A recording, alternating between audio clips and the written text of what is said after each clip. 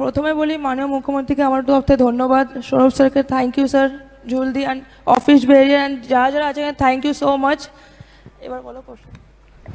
প্রশ্নটা হচ্ছে যে কিরম লাগছে, স্বপ্নের মতো মনে হচ্ছে? অবভিয়াসলি এটা সবার স্বপ্ন থাকে, যখন এটা আমার জন্য অনেকটা স্বপ্নের মতনই। যেভাবে শিলিগুড়িতে আমাকে ওয়েলকাম করেছে অ্যান্ড এখানে যেভাবে সবাই আমাকে ওয়েলকাম করেছে, তো খুব ভালো লাগছে আর স্বপ্নের মতনই এটা লাগছে।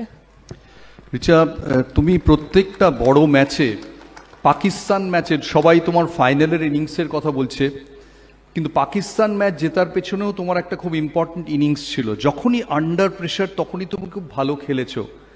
এর জন্য কিভাবে তুমি নিজেকে তৈরি করো?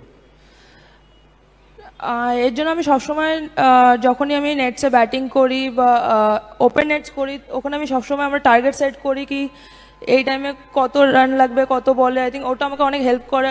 আই থিঙ্ক ওই প্র্যাকটিস সেশনটা ম্যাচে আমাকে হেল্প করে। তুমি এই যে বড় বড় ছয় মারো,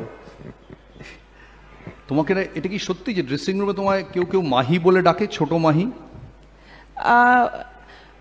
অবভিয়াসলি ওখানে অনেকে আছে যারা বলে আমাকে, লাইক আমার ফ্রেন্ডসরা যারা আছে সবাই বলে, বাট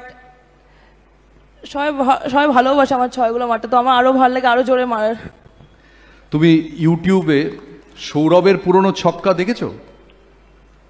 হ্যাঁ দেখেছিলাম, যেটা তুমি বললে সেদিনকে সেটাও। সৌরভের ছয় দেখেছো? আরেক একজন বড় ছক্কা মারার জন্য, ঠিক তোমার রোলের জন্য, মহেন্দ্র সিং ধোনি ফিনিশার হিসেবে এত বিখ্যাত। আমার একজন বলছিল, সত্যি কিনা জানি না, যে ধোনির মতো তুমিও নাকি প্রচুর দুধ খাও, এটা কি সত্যি? দুধ? ধোনি ধোনি ধোনি ধোনি ধোনি আচ্ছা, ছোটবেলায় খেতাম, বাট ল্যাকটোজ ইন্টলারেন্স আছে বলে এখন খাই না। কি প্রিপারেশন ছয় মারার জন্য, টেকনিক্যাল প্রিপারেশন কি নাও ছয় মারার জন্য? বেশি করে আমি প্র্যাকটিস করি ওই সিক্স কী করে মারতে হবে, অ্যান্ড প্লাস আমাকে মেনলি বল চুজ করাটা বহুত ইম্পর্টেন্ট হয়ে যায়, কেন কি যদি বল ভালো করে চুজ না করি তো ওটা অত জোরে যাবে না, তো আমি বল চুজটা ইম্পর্টেন্ট, ওটা বেশি ফোকাস করি। তোমাদের এই যে ফাইনাল ম্যাচটা খেললে, সারা ভারতবর্ষ তোমাদের দিকে তাকিয়েছিল। এই সময় প্রচুর প্রেশার মোবাইল ফোন থেকে আসে, তোমরা কি করে নিজেদের কুল ঠান্ডা রাখতে কি করে?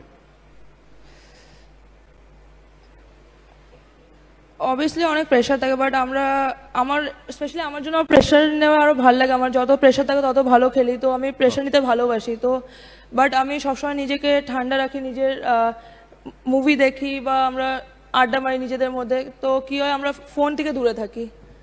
জেতার পর ড্রেসিং রুমের মধ্যে কি হলো?